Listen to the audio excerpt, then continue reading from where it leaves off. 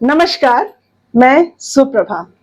दोस्तों, इधर चुनावों के बीच एक बहुत बड़ा मुद्दा उभर कर सामने आया जब प्रधानमंत्री मोदी ने अब की बार 400 पार का नारा दिया।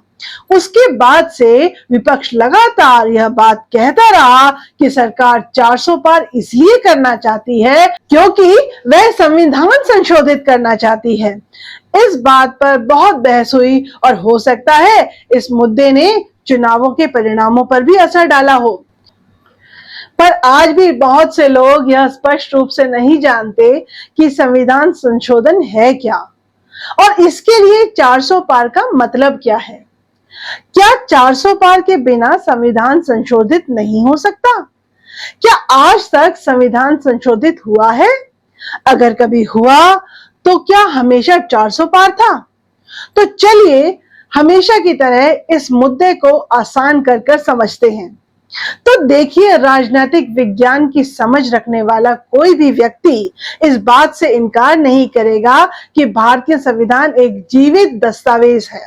पर दरअसल जीवित दस्तावेज का मतलब क्या है? जीवित दस्तावेज का मतलब है एक ऐसा संविधान जो समय की मांग के अनुरूप व्यवस्था देने में सक्षम हो। वो ऐसा संविधान ना हो कि एक बार बन गया तो फिर चाहे कुछ भी हो जाए उसमें कोई बेहतरी की व्यवस्था ही ना हो पाए। पर हमारे संविधान में ऐसी क्या व्यवस्था है जो इसको जीवित दस्तावेज बनाती है? तो जो व्यवस्था इसको जीवित दस्तावेज बनाती है वो है इसमें संशोधन करने का प्रावधान। संशोधन का मतलब है संविधान के किसी प्रावधान में बदलाव करना या इसमें कुछ जोड़ना या कुछ हटाना, यानी एडिशन, वेरिएशन या रिपील करना। भारत के संविधान में लिखित रूप से 22 पार्ट हैं। हर पार्ट में कुछ आर्टिकल्स यानी कि अनुच्छेद होते हैं।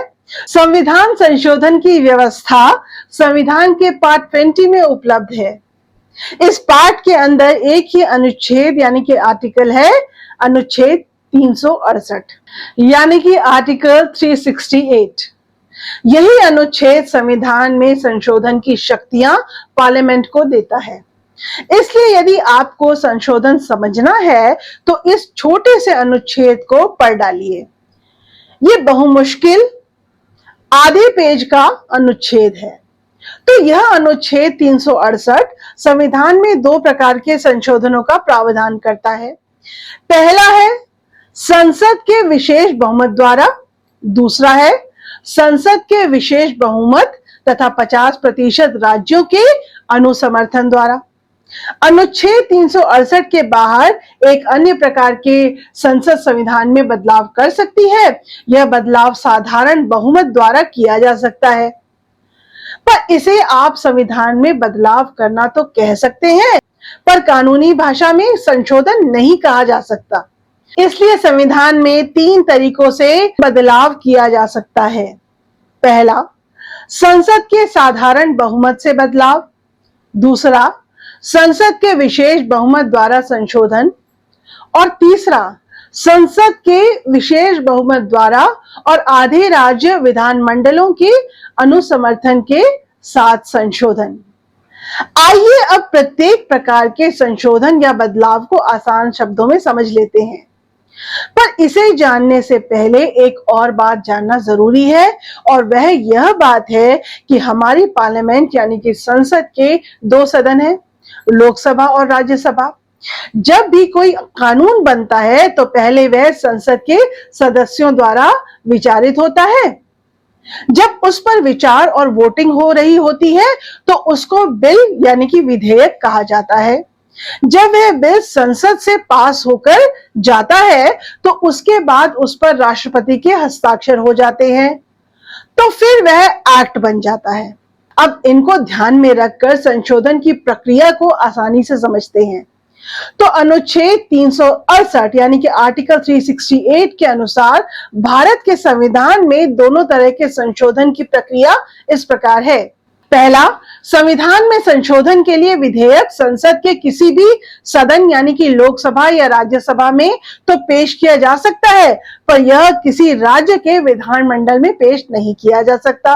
दूसरा, विधेयक को किसी मंत्री या किसी निजी सदस्य द्वारा पेश किया जा सकता है और इसके लिए राष्ट्रपति की पूर्व अनुमति की आवश्यकता नहीं होती है।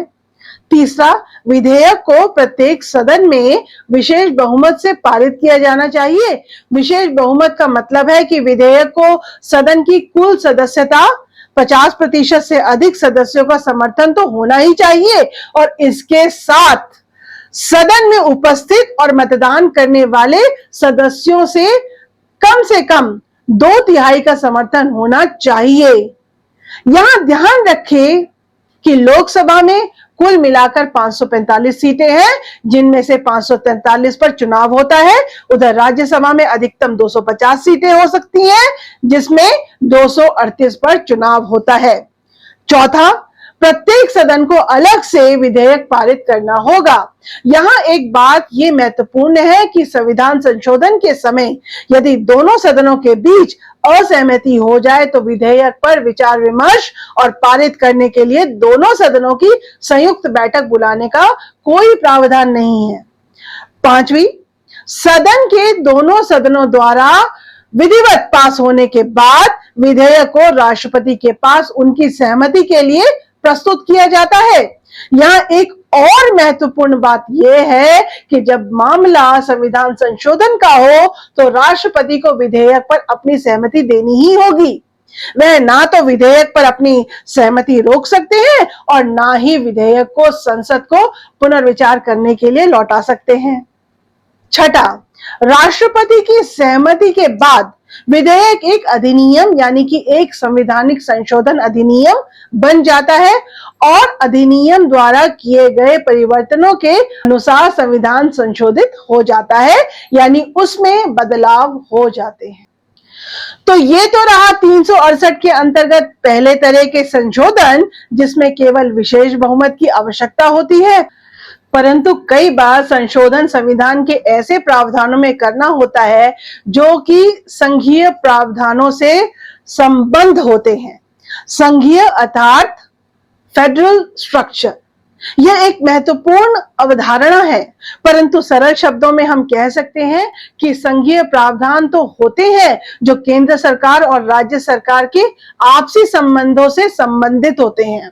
तो जब ऐसा संशोधन आवश्यक हो जाता है तो फिर अनुच्छेद 368 के अंतर्गत दूसरे तरह का संविधान संशोधन आवश्यक हो जाता है। इस प्रकार के संशोधन में भी वह प्रक्रिया अपनाई जाती है जो मैंने आपको पहले तरीके के संशोधन के लिए बताई थी, पर उस प्रक्रिया के अलावा एक और आवश्यक कदम लेना पड़ता है और वह यह है कि इस प्रकार के संशोधन को राष्ट्रपति के पास हस्ताक्षर के लिए भेजे जाने से पहले कम से कम देश के आधे राज्यों की विधानसभाओं द्वारा साधारण बहुमत से अनुमोदित या रेटिफाई किया जाए। पर पुनः ध्यान दीजिए कि इसमें यह आवश्यक नहीं कि देश के सभी राज्य इस विधेयक पर अपनी सहमति दें। जैसे कि आधे राज्य अपनी सहमति देते हैं, औपचारिकता पूरी हो जाती है और विधेयक पारित हो जाता है। इसके अलावा मैं फिर से ध्यान दिला दूं कि राज्यों में पारित होते समय इसको साधारण बहुमत ही आवश्यकता होती है, यानी उन राज्यों में उनके सदन में उपस्थित और मतदान करने वाले सदस्यों के बहुमत यानी कि 50% से अधिक के समर्थन से यह अनुमोदन हो जाता है और इसके लिए राज्यों में 2/3 यानी कि 2/3 का विशेष बहुमत आवश्यक नहीं। अलबत्ता जैसे मैंने बताया, संसद में पास होते समय विशेष बहुमत की आवश्यकता तो रहती ही है। तो संविधान के वो संघीय प्रावधान जिनमें ऐसे संशोधन की आवश्यकता हो जाती है, उनके कुछ उदाहरण हैं। राष्ट्रपति का चुनाव और उसकी रीति। दूसरा, संघ और राज्यों की कार्यवाही शक्ति का विस्तार। तीसरा, सर्वोच्च न्यायालय और उच्च न्यायालयों आदि से संबंधित प्रावधान। अब जरा तीसरे तरीके से संविधान में बदलाव को भी देख लेते हैं। इस प्रावधान के अनुसार भारतीय संविधान में कई हिस्सों को साधारण बहुमत यानी कि उपस्थित और मतदान करने वाले 50% सदस्यों द्वारा संशोधित किया जा सकता है। पर ध्यान रहे कि बदलाव अनुच्छेद 368 के दायरे के बाहर है। आइए कुछ ऐसे प्रावधानों के कुछ उदाहरण देख लें जिन्हें संसद में साधारण बहुमत से संशोधित किया जा सकता है, ताकि स्थिति अधिक स्पष्ट हो जाए। तो कुछ ऐसे प्रावधान हैं। पहला, नए राज्यों का गठन और मौजूदा राज्यों के क्षेत्रों, सीमाओं या नामों में परिवर्तन। दूसरा, राज्यों में विधान परिषदों का उन्मूलन या निर्माण आदि। हालांकि इस तरह से विधान परिषद के उन्मूलन के लिए राज्य की लेजिस्लेटिव असेंबली के अंदर स्पेशल मेजॉरिटी से उस प्रस्ताव को पारित होना जरूरी है, पर संसद में उसके लिए साधारण बहुमत ही काफी होगा। तो दोस्तों, आपने देखा कि यदि सरकार किसी भी प्रावधान को संशोधित करना चाहती है तो भी उसे लोकसभा में अधिकतम 364 और राज्यसभा में अधिक से अधिक 167 वोटों की आवश्यकता है, वह भी तब जबकि दोनों सारे के सारे सदस्य वोटिंग के लिए उपस्थित हो जाएं। अब आप इसको देखकर जान सकते हैं कि अब की बार 400 पार संविधान संशोधन के लिए कितना आवश्यक है। पर जाते जाते आपको ये भी बताते चले कि आज तक हमारे संविधान में 106 संशोधन हो चुके हैं। इसमें से पहला संशोधन 1951 में ही कर दिया गया था और आखिरी संशोधन 2023 में सितंबर माह में किया गया था। अब आप इतिहास के पन्नों में जाकर देख सकते हैं कि इनमें से कितनी सरकारों के पास 400 से ज्यादा सीटें थी। अगर आपको पता चल जाए तो कमेंट में जरूर लिखिएगा और मैं इसका उत्तर आपको आने वाले वीडियो में जरूर दूंगी। और हाँ, अगर वीडियो अच्छा लगे तो सब्सक्राइब और शेयर जरूर कर लीजिएगा। इंतजार किस बात का है।